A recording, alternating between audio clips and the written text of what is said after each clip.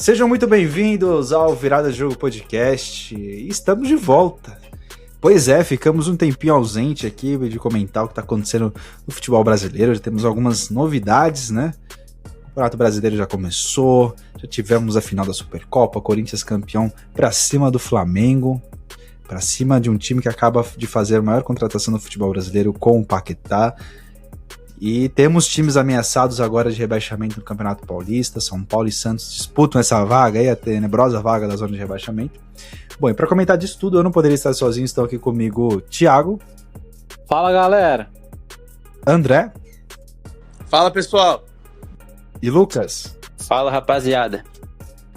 Bom, vamos comentar de tudo, mas pra gente começar, vamos falar desses dois clubes, dois dos 4 maiores clubes paulistas que estão sofrendo no Paulistão nessa temporada, que é o Santos e o São Paulo. Começo desse campeonato era o São Paulo que estava sendo assombrado aí pela zona de rebaixamento, entrou na zona de rebaixamento, saiu, e agora jogou essa bola para o Santos, principalmente depois do clássico, que o São Paulo venceu no Morumbi por 2-0, e o Santos corre sérios riscos de ser rebaixado, hein? Há um grande protesto aí da torcida contra o Marcelo Teixeira, que vem fazendo uma péssima gestão, uma péssima. A gente viu e acompanhou o desenrolar também do impeachment do Júlio Casares. Eu acho que foi uma das coisas que deu um gás pro time, mudou a mentalidade, mudou o espírito, né? Mudou o espírito ali do clube. São Paulo começou a vencer após essa crise que vinha passando, mas ainda corre sérios riscos por conta dos resultados no começo do ano.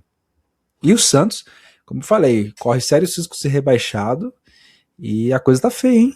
A coisa tá feia lá pro Marcelo Teixeira. Acho que até brinquei aqui em off, o pessoal tinha que arrumar umas provas aí, algumas coisas para expor o Marcelo Teixeira. Acho que é a única forma de tirá-lo na gestão do clube. O Santos e o São Paulo estavam brigando ali, né? Pra ver quem que ia ser o grande que ia brigar contra o rebaixamento, que ia ficar nesse drama aí. E o Santos ganhou a disputa. Sempre ganha, né? Perde o clássico no Morumbi, não jogou nada. E o São Paulo que vinha numa crise, parecia, se desenhava, né? Uma crise no São Paulo muito grande. O presidente estava aquela crise de cartilha de rebaixamento.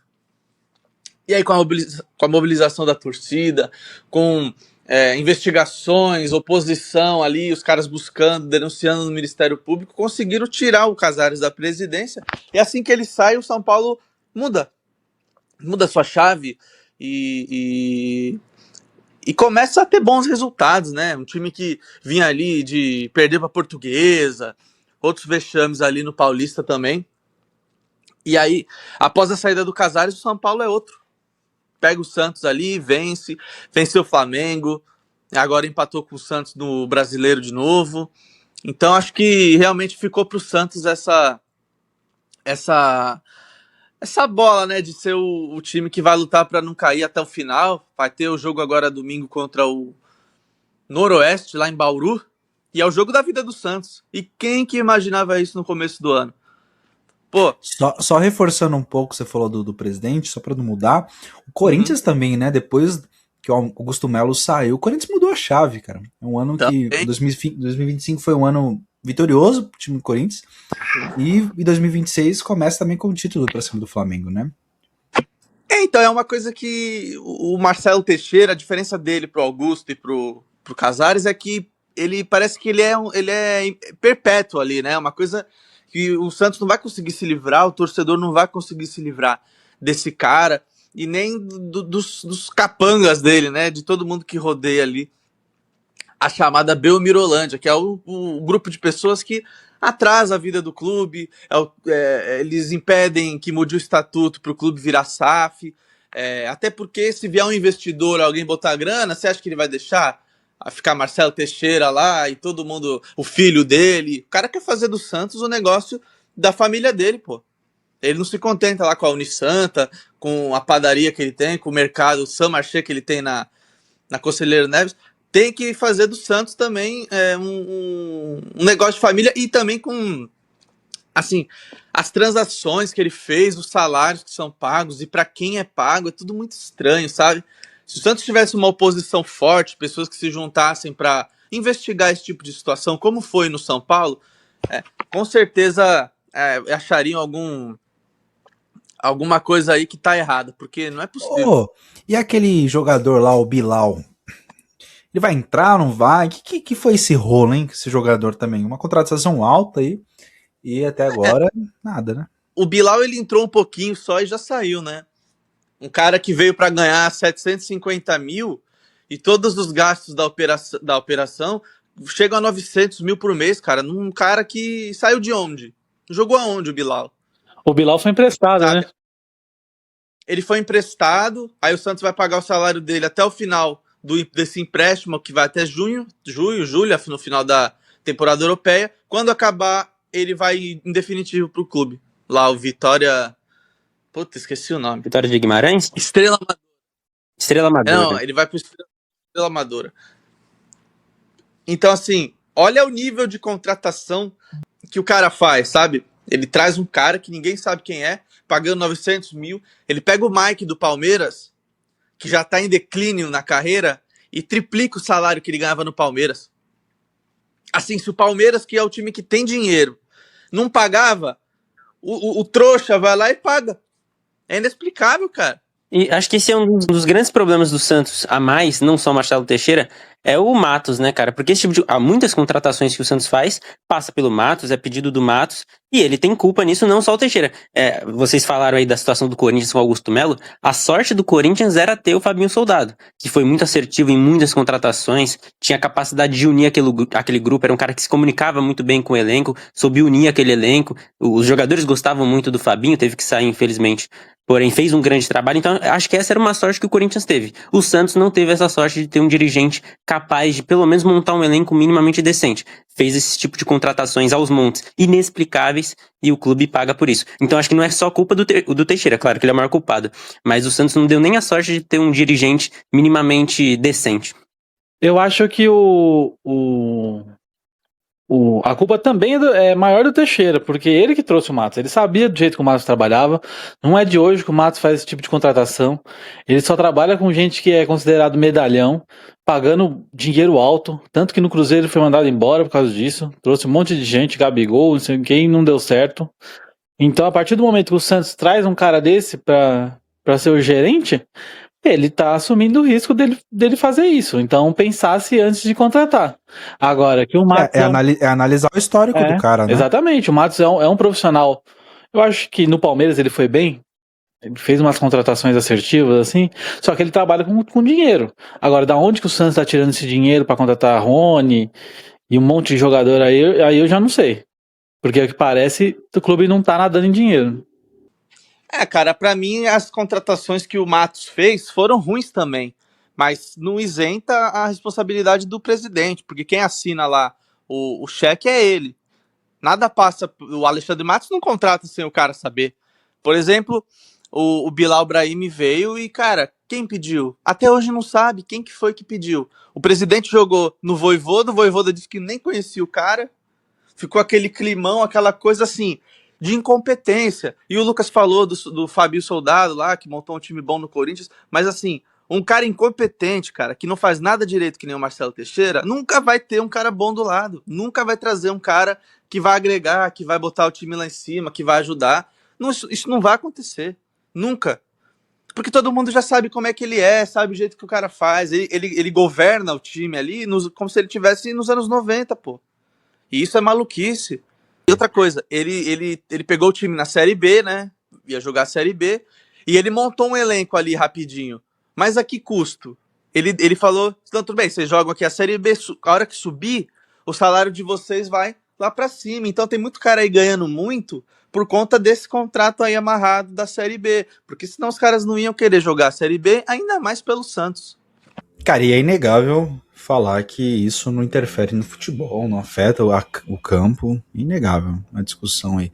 Mas, de fato, o Santos tem que se livrar desse cara para que as coisas fluam, né? Mas é como você falou, o problema é muito mais embaixo. Se investigar a fundo, tem coisa. Eu acho que a situação do São Paulo só foi resolvida Só foi concluída aí com o impeachment e a renúncia do Casares por conta das exposições, dos escândalos ali que envolveram diretamente a ex-esposa do ex-presidente e outros diretores, porque senão iria continuar, né? Iria continuar mesmo sendo uma má gestão, enfiando o time numa dívida absurda, mas infelizmente apenas isso não é o suficiente para tirar esses caras do comando de clubes gigantes como São Paulo, Santos, Corinthians, enfim, entre outros. Coisa que aconteceu na vida do São Paulo foi ter ido aquela matéria lá pro Fantástico. Porque foi uma baita exposição, deixou o Casares ali, sim, cara, de calça arriada, vamos dizer assim, né? Pegaram o cara com a boca na botija e tal, e dali pra frente a torcida entrou na onda, começou a protestar, começou a deixar o Morumbi vazio, e aí o cara não teve saída. O pessoal do conselho lá, quem tá ali dentro do São Paulo nos bastidores, já começou a olhar pra ele de outra maneira. Tipo assim, esse cara aqui, nós temos que cortar ele, porque senão a coisa vai ficar feia. Foi o que aconteceu. No Santos tornou-se insustentável segurar ele no cargo. Exatamente. E eu acho que o Teixeira vai pelo mesmo caminho. Pelas atuações que tem, um time caro, um elenco caro, uma folha salarial assim altíssima, e um time que briga para não cair, todo mundo sabe. Quem briga para cair no Paulista, quem briga para não cair no Paulista, vai brigar para quê no Brasileiro? E o pior de tudo, cara, foi que ele colocou aquele carrossel no Instagram ridículo. Um monte de foto dele e falando sobre reconstrução, sobre os feitos da gestão dele. Sabe quais foram os feitos da gestão dele? Vexame total. Ganhar a Série B e ser vice do Palmeiras no Paulista. O cara pegou aquele troféu de vice do Paulista e levou lá pro Memorial do... meu, tá de brincadeira. Então, assim, o clube nessa situação e o cara tá em outro planeta, cara. Tá em outra dimensão, sabe? Uma pessoa que tem que fazer o teste lá tem que ir no psiquiatra pra ver se precisa de camisa de força, porque não dá pra entender em que mundo que esse cara tá. Pois realmente complicada a situação do Santos, né? O Santos agora esse ano vai jogar Sul-Americano, uma competição aí competição de somar pontos ali no começo e depois mata-mata. Pode ser que o Santos siga. O Santos tem um time competitivo, eu não acho o time do Santos tão ruim assim, não. Mas de fato o clube está abalado por conta da diretoria e isso afeta. Eu acho o time do Santos muito mal formado, sabe? A defesa é muito ruim. Um meio estranho e o ataque tem gente boa, mas tem gente que não participa do jogo. Quero ver quando for jogar Gabigol e Neymar juntos, como é que vai ser isso? Quem vai marcar a pressão? Quem que vai fazer esse serviço sujo pros dois jogar livre? Que daí não vai ser um, vai ser dois que vai ter que jogar sem marcar, sem compromisso. E então vai sobrar pra alguém ajudar, né? Porque Gabigol e Neymar a gente já sabe que eles não marcam nem consulta, então não vai ajudar na marcação. E hoje em dia, se jogar com dois que não marcam, é muito difícil. Você vê, por exemplo, que você pega o Corinthians, o Memphis e o Garro já tá complicado para eles jogarem juntos, que são dois que não marcam. Aí o Yuri tem que se sacrificar.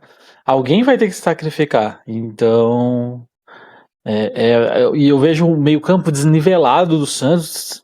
E por mais que contratou o Menino e o Zé Rafael, eles não estão mais no auge, né, do que já foram. Então vai ser um trabalho muito duro. E o Vojvoda não tá bem. É uma pressão enorme em cima dele. Olha, o Santos eu acho que só não vai cair no Paulista porque tem time pior. E no Brasileirão vai brigar lá embaixo.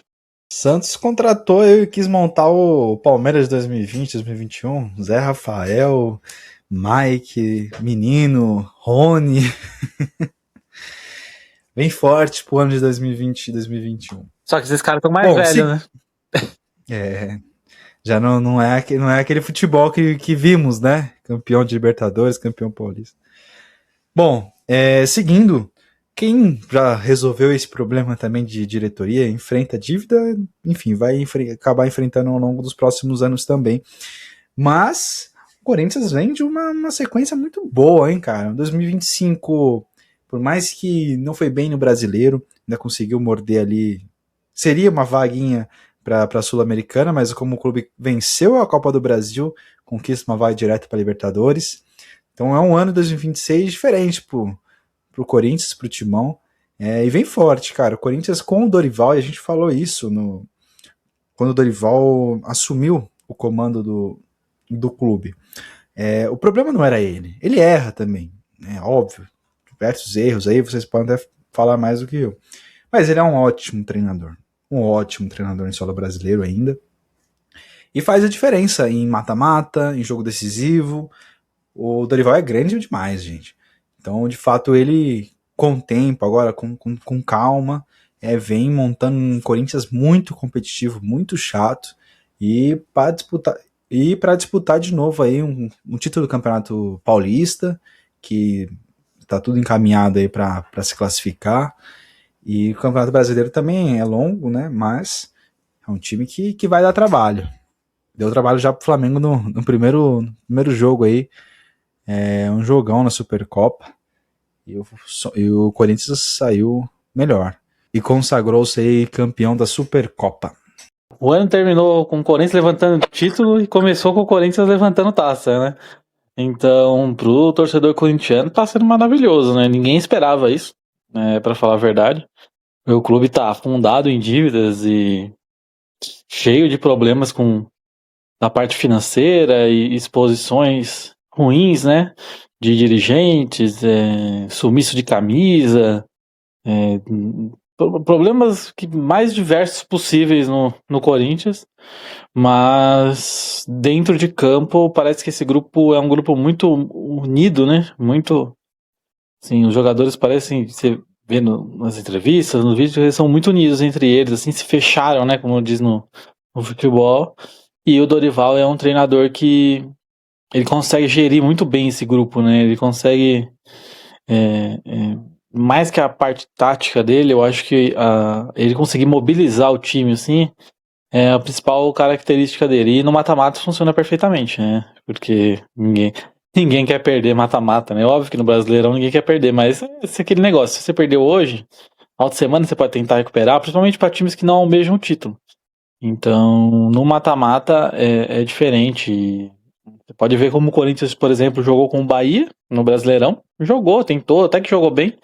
Mas você vê o jeito que entrou contra o Flamengo, totalmente diferente. O time, a postura, tudo. E o Corinthians esse ano teve alguns reforços, né? Pontuais, assim, né? Mas principalmente o Gabriel Paulista começou um pouquinho atrapalhado. É normal até vindo da Europa, tudo. E já fez um partidaço nessa final contra o Flamengo, né?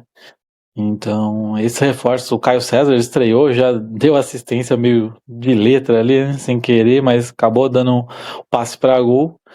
Então, o Corinthians está bem. Eu discordo um pouquinho no Campeonato Paulista ainda. Tem chance de ficar fora, né?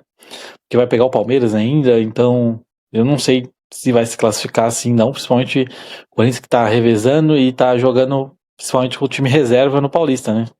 Então é sempre um risco, assim, porque o time titular do Corinthians é bom, competitivo, mas o time reserva não. Então você vê que o elenco é muito frágil ainda, apesar de ter conseguido algumas peças. Mas é isso, né? O torcedor do Corinthians só quer saber de vitória. E acho que o grande mérito também do Dorival, como você falou, Thiago, além de saber mobilizar os jogadores para esses jogos mais importantes, eu acho que é na parte tática que a gente criticou tanto ele, de quando enfrenta times que jogam mais recuados e o Corinthians tem que propor o jogo, ele tem mais dificuldade. Nesses jogos grandes, enfrentando Palmeiras, que o Corinthians eliminou o Palmeiras na Copa do Brasil, eliminou o Cruzeiro, eliminou o Flamengo agora, ganhou do Flamengo na Supercopa, eliminou o Vasco. Então, enfrentando times fortes, enfrentando times que tentam jogar, que querem ter a bola, o Corinthians se sente confortável jogando dessa forma. Tendo que se defender, o Dorival conseguiu montar uma defesa muito sólida. A defesa do Corinthians é muito boa, quando tem que jogar em transição consegue. Então, acho que esse é o grande mérito do Dorival. E o Corinthians em si teve muita sorte de conseguir manter esse elenco, né, cara? Em meio a uma crise tão grande, conseguir manter a estrutura, perdeu o Maicon só, mas o Hugo tá aí desde 2024, o Bidu chegou em 2023, o Mateuzinho chegou há um tempo, Yuri, Memphis, Garro, Bidon, né, ainda teve esses acréscimos da base com o André, com o Bidon, com outros jogadores que estão se destacando aí, então é um trabalho bom que parece estar colocando o Corinthians em rumos melhores, né?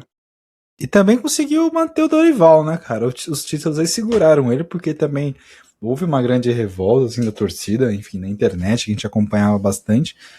O pessoal reclamando bastante do Dorival e seguraram ele, e eu acho que fez bem. Eu, particularmente, achei uma grande perda para o São Paulo quando ele assumiu a seleção brasileira. Tudo bem que não foi uma demissão, não estava tão bem no Campeonato Brasileiro naquela época com o São Paulo, mas vinha fazendo uma temporada muito boa, como um todo. Mas, enfim, era o sonho dele, assumir a seleção brasileira, enfim, e acabou, acho que não sendo da forma que ele esperava, que iria ser, no comando ali na CBF, mas quando ele sai, ele volta para um gigante do estado, e ele consegue manter o mesmo nível, né? Tudo bem, mesmo com certos percalços no caminho, mas ele consegue manter um alto nível do Corinthians e trazer o Corinthians de volta aos títulos, né? Em algum momento ele foi muito criticado mesmo com o Corinthians, né? Acho que principalmente pelo brasileiro, porque apesar de ter ido bem na Copa do Brasil, o Corinthians já tinha amargado uma eliminação bem problemática na Libertadores, na Sul-Americana, na fase de grupos, né? Na Libertadores, na pré ainda, e no Brasileirão vinha muito mal, jogava mal. Então existia essa pressão porque o Corinthians tinha um elenco caro que não entregava um desempenho que brilhasse os olhos. Porém, é aquilo. Em mata-mata tem muito do aleatório, daquilo que é imprevisível. Que o pontos corridos, acho que é consenso que é muito mais meritocrático, né? Um time que vai ganhar provavelmente vai ser aquele time mais capacitado mesmo. O mata-mata abre margem para zebras. O Corinthians acho que não pode ser tratado como zebra em nenhum contexto, porém tinha times melhores, elencos melhores disputando contra o Corinthians e ele foi capaz de vencer muito por conta disso, da capacidade de mobilização, da questão tática que o Dorival foi capaz de se adaptar nos momentos que precisava contra essas equipes mais fortes, contou com desempenhos individuais muito bons ao longo do caminho, né? O Hugo pegando pênalti contra o Cruzeiro, o Yuri fazendo gol decisivo, o Memphis sendo muito decisivo contra o Palmeiras, contra o Cruzeiro. Então, muitas coisas aconteceram para dar certo esse trabalho. E tomara que o Corinthians agora consiga manter o Dorival para essa Libertadores, né? Porque acho que foi o Hugo que falou publicamente que ele teve uma conversa com o Yuri depois da Supercopa do Brasil, que agora o objetivo é a Libertadores. E acho que o Corinthians tem que pensar grande mesmo. Esse tem que ser o objetivo, porque aí seria coroar tudo o que esse elenco já vem fazendo, que já é grandioso, né? Mas com uma Libertadores seria ainda maior. Libertadores eu acho um sonho muito alto pro Corinthians, claro, quando você tá disputando, tem que planejar tudo, porque provavelmente deve perder o Memphis, né? Depois da Copa, acho muito difícil ele acertar a renovação e tudo, você já perde o seu principal jogador, né? Então o Corinthians tem que continuar com a humildade do time, eu acho, assim, um time muito batalhador, assim, jogadores, e não pode deixar se deslumbrar por esses títulos. Eles têm que reconhecer que os outros são melhores ainda, tem times melhores, e continuar jogando do mesmo jeito. Se começar a querer crescer o famoso salto alto, de que a gente já foi campeão, eu acho que o Corinthians deveria manter o mesmo discurso de tentar ir aos poucos, sempre, nunca é o favorito, sempre se manter pés no chão, porque se achar um pouco, o time vai se perder, porque a principal característica desse time é a força, a vontade e a marcação. Eu concordo 100%. Eu digo que tem que pensar em Libertadores porque é justamente um torneio de mata-mata que abre possibilidade para nem sempre o favorito vencer. Pô, nos últimos anos tem sido os favoritos, né? O Palmeiras venceu, o Flamengo venceu, justamente aqueles times que eram cotados como os principais. Porém, por ser um torneio de mata-mata, acho que dá pro Corinthians entrar com essa mentalidade mesmo. Com essa mentalidade que fez o Corinthians ser campeão. De, tem times melhores, tem times mais organizados, tem elencos mais fortes. Porém, dá pra brigar porque o mata-mata é um torneio de 2 jogos ali por fase e tudo pode acontecer. Mas concordo, a mentalidade do Corinthians tem que ser a mesma que foi ao longo de 2025. De humildade, de união entre os jogadores, porque sendo dessa forma, eu acho que o Corinthians pode sim brigar contra os grandes elencos da América. O Corinthians e o torcedor corintiano também tem que analisar aí que a Libertadores é uma competição que o Corinthians historicamente, não vai bem. Se caso o Corinthians consiga avançar na fase de grupos, é um time que entra muito forte no mata-mata. Como diria alguns críticos aí, se o acesso for validado, se conseguir o acesso, o Corinthians de fato é um time muito forte para competir. E um fato curioso aí, engraçado, uma coincidência assim muito grande. Desde 2020 até 2026, o Corinthians e São Paulo, o Corinthians e o São Paulo aí desde 2020 parece carregar a mesma trajetória, né? Seguir a mesma trajetória. Campeão paulista, campeão da Copa do Brasil e campeão da Supercopa. E também os dois envolvidos em uma crise financeira e que dois clubes que também impeachmentaram seus presidentes. Engraçado. E um fato mais curioso é que o Dorival foi campeão pela Copa do Brasil por ambas equipes e o título do Corinthians na Supercopa também foi o Dorival. Agora outro paulista aí que não quer saber de nada disso, não quer saber de crise financeira, o clube tá longe disso, e que vem reforçando cada vez mais o seu elenco é o Palmeiras. Palmeiras que vem, né, de um ano amargo, 2025 amargo, carregou 2 vices aí pro Flamengo, mas Abel Ferreira continua no cargo, firme e forte, e vem com tudo para 2026. O time acaba de oficializar aí, pelas fontes, né, as fontes mais quentes, o Palmeiras já oficializou o retorno do Arias para o futebol brasileiro. Agora Arias será jogador do Verdão. Cara, na minha opinião, uma das melhores contratações aí, muito melhor, na minha opinião, do que a contratação do Flamengo com o Paquetá. Não, com certeza, né? O Palmeiras não pagou o preço que o Flamengo pagou pela mídia que o Paquetá traz, né? Ali pelo Fla Press. E eu acho que é um jogador que pode vir ajudar sim o Palmeiras a voltar a ganhar algum título, né? Porque 3 vices no mesmo ano, um para o maior rival e mais 2 ali para o Flamengo, que dominou o cenário nacional em 2025. Então eu acho que o Palmeiras tem que voltar a sonhar e é esse tipo de jogador que vai colocar o time no caminho. Tomara que agora o time do Palmeiras fique um pouquinho mais criativo, né? Caso se concretize a contratação do Arias, porque mesmo já tendo um elenco muito bom, com o Andreas Pereira, com o Maurício, tinha o Veiga até a saída dele, mesmo tendo um elenco muito bom, o Palmeiras joga um futebolzinho bem medíocre, cara. Bem medíocre. Poderia ser muito melhor com a bola no pé. É saída de bola, seja em construção, é muito feio. Mal marcar até consegue se defender bem e tal, mas pelo elenco que tem, poderia ser muito melhor.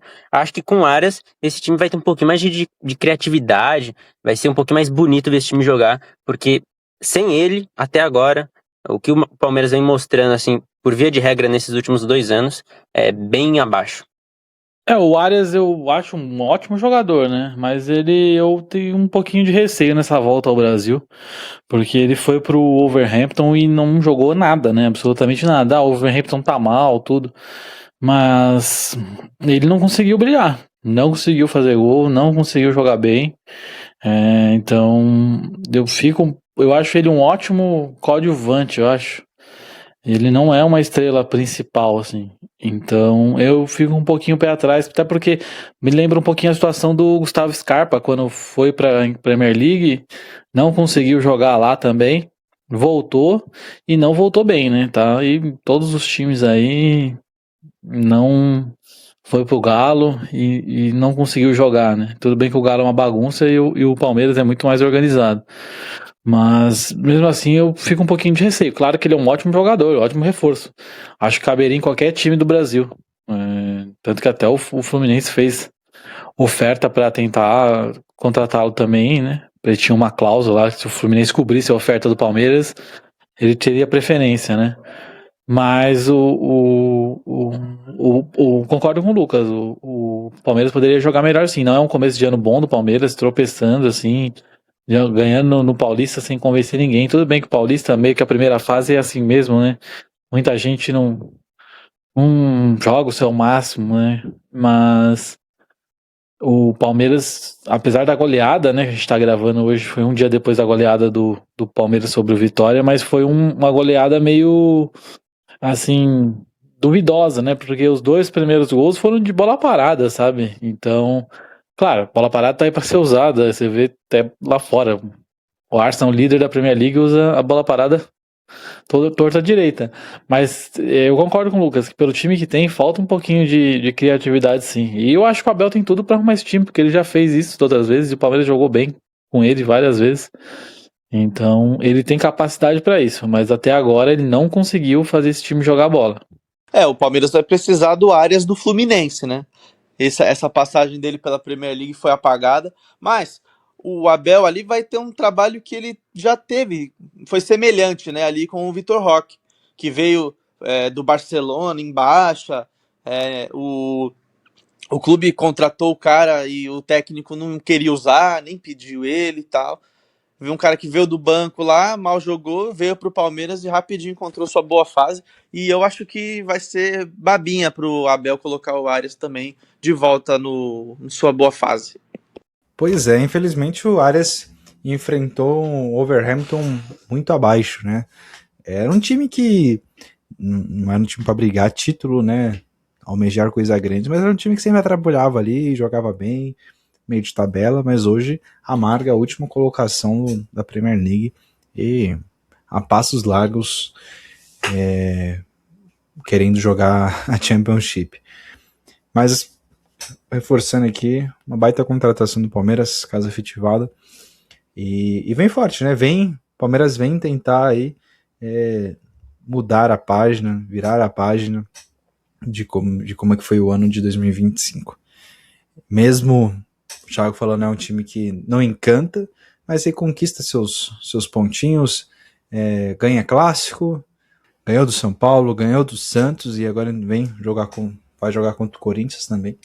Então é um time que tá fazendo um arroz com feijão, não é bonito, mas tá ali. Time que também encaminhadinho para a próxima fase do Paulistão. E pra gente finalizar, passando pelos paulistas, São Paulo que teve uma mudança aí de chave, de mentalidade, de alma, de espírito, como a gente falou no início, vem encontrando, né, o caminho da vitória, o caminho de jogar bem, né? São Paulo vem jogando bem, o Crespo vem encontrando o seu time ali, a gente teve voltas importantes, né, pro elenco de São Paulo, jogadores que estavam lesionados e que fizeram falta, como Caleri, como Lucas, digo esses dois que foram os dois que brilharam agora no empate contra o Santos, assistência do Lucas e gol do Caleri, jogadores que de fato, como eu falei, fizeram falta pro elenco e pro torcedor São Paulino, né? São Paulo venceu bem o Flamengo de virada no Morumbi, um jogo que ninguém esperava que isso iria acontecer, né? Começar o campeonato já contra o atual campeão, mas São Paulo mostrou a sua grandeza no Morumbi e venceu. É um time que também, mesmo com vitórias para cima do Santos, no Paulistão, é um time que está com a preocupação do rebaixamento e da não classificação para a próxima fase. Mas como eu reforcei, independente, né, se avançar ou não o rebaixamento, mas se avançar ou não, São Paulo mostrou uma mudança de postura, vai, enfim, carregar o peso aí dos primeiros jogos do ano, mas teve uma mudança de postura agradável aos olhos dos torcedores e que, quem sabe, São Paulo consegue morder alguma coisa esse ano, né? Tem a Sul-Americana aí e mata-mata. Acho que brasileiro é muito difícil, mas pensar em mata-mata pode ser que o São Paulo, caso não perca nenhum dos jogadores aí por lesão, pode ser um time muito competitivo também. O São Paulo, eu acho que a volta do Caleri foi importantíssimo, né? E ele começou meio devagar, que era normal, né? A gente sempre... Uma lesão de joelho demora muito para se recuperar, né? E principalmente do jeito que foi a dele, né? LCA, é uma lesão muito chata, complicada na volta. Mas ele voltou muito bem, assim, depois dos dois primeiros jogos, que eu achei ele um pouquinho fora de ritmo, né? Do jogo, assim, mas que é normal. Mas ele voltou muito bem, fazendo gol e sendo o principal jogador do São Paulo aí nos últimos jogos, ao lado do Rafael. Então, o São Paulo se recuperou bem, assim, do início muito ruim do Paulista, estava jogando muito mal. A pressão absurda da torcida em cima dos jogadores e mídia em cima do Casares. E depois que o Casares saiu, dá aquela relaxada, assim, né, de pressão externa, e o grupo consegue treinar melhor, né, consegue treinar mais despreocupado, sem pressões externas no time.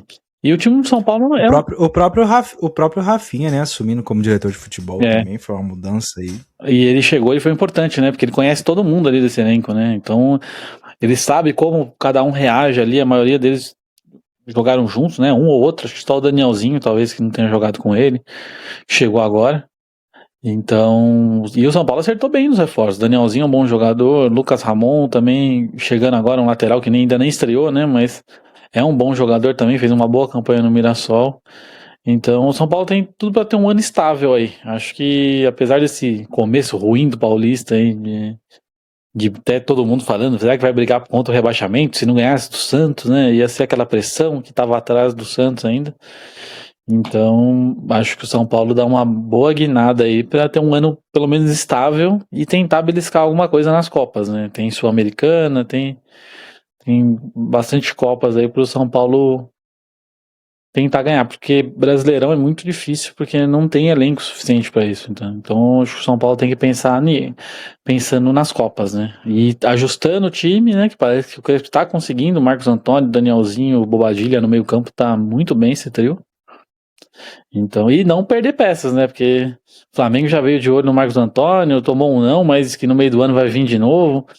Então é complicado. São Paulo também tá numa crise financeira. Tem que tentar não perder esses jogadores, né? É que esse começo de ano de São Paulo foi muito caótico, né? Chegou a ser meio bizarro, assim, porque em um mês aconteceu literalmente de tudo. Teve impeachment, o Casares renunciou, o São Paulo flertou com rebaixamento no Paulista, brigou bastante até umas rodadas para tentar fugir daquela zona. Teve caso de Monjaro, de não sei o que, dos camarotes. Tanta coisa aconteceu que todo mundo pensou que seria assim pro resto do ano inteiro. E parece que não vai ser. As coisas começam a se ajeitar, o Casares já não tá mais, já é um problema a menos, os jogadores começam a voltar de lesão, a torcida começa a ter um pouquinho mais de paciência, porque vê que não tá tão ruim como tava antes. Então, em campo, os jogadores também começam a tentar responder, a ter um ânimo a mais. Teve questão aí de compromisso financeiro que o Casares não honrava com os jogadores, então eles também pensam nessa parte, e com certeza a saída dele impacta por conta disso tudo. Então, a projeção é para o São Paulo ser menos caótico do que foi em janeiro, e provavelmente vai conseguir ser. Aí, em campo, provavelmente as coisas vão acontecer melhor do que estão acontecendo até agora. Pois é, ser pior de toda essa fase aí de dezembro, janeiro, eu acho difícil. Até porque o São Paulo encontrou a raiz do problema, que era o Casares ali. Mas, com o Crespo, muitos criticam o Crespo, mas eu acredito que ele foi um cara que conseguiu segurar o elenco ali, o mental do elenco, em meio a toda essa crise. É um técnico, não acho que é um dos melhores técnicos, mas é um técnico, é o melhor técnico para a situação atual do São Paulo, diria assim. Então acredito e espero que ele faça um bom trabalho aí no comando do São Paulo. Bom, agradeço muito aos integrantes desse grupo, agradeço muito a você ouvinte por nos ouvir até este momento. O futebol brasileiro, acho que com essa mudança aí de calendário acabou sendo muito mais dinâmico, né? Já tivemos toda a situação no Paulista, brasileiro começando, teve Supercopa, tem muita coisa para acontecer, né? Vai ser um ano muito longo e futebol é isso, gente. Cada semana, cada mês muda alguma coisa e nós estaremos aqui para comentar disso tudo com vocês. Sigam as nossas redes sociais no Instagram e no TikTok, @viradadejogo_PDC. Lá a gente comenta não só de futebol brasileiro, mas também tudo que acontece no futebol europeu. Deixe seu comentário. Um forte abraço e até a próxima. Falou!